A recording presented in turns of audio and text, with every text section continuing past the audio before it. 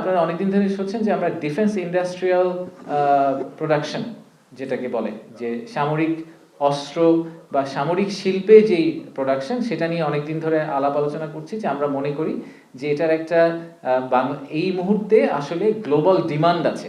So একদম pure economic point of view থেকে চিন্তা করলেও ডিফেন্স ইন্ডাস্ট্রি ইজ গ্রোয়িং, এবং সেখানে বাংলাদেশ একটা পার্টিসিপেন্ট কান্ট্রি হিসেবে তাদের কাজ শুরু করতেই পারে। আর একই সাথে আমরা এটাও দেখেছি যে বৈশ্বিক যে অবস্থা, সেখানে আসলে সমরাষ্ট্র তৈরির বা কিছু ক্যাপটিভ ক্যাপাসিটি থাকা আসলে খুব জরুরি।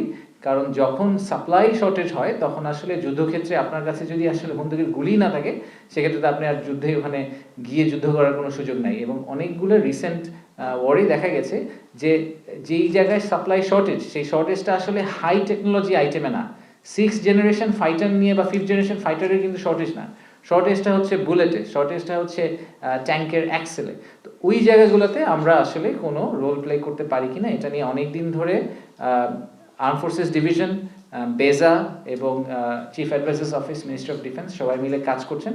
তো আমরা আজকে এই প্রপোজালটা বেজার গভর্নিং বোর্ডে নিয়ে গেছিলাম যে মিরসরাইতে আমরা প্রায় 850 একর জমিকে আজকে থেকে ইয়ারমার্ক করছি।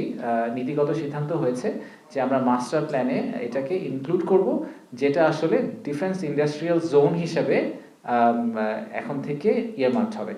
এবং এই জায়গাটা এই মুহূর্তে খালি আছে।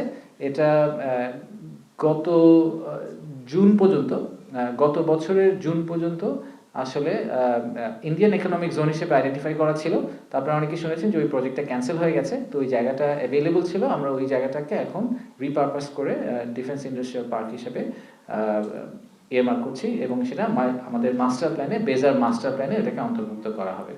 জোন সেটা ঠিক মিরসরাইয়ের মাস্টার প্ল্যানে গেলে আপনারা এটা ভবিষ্যতে দেখতে পাবেন।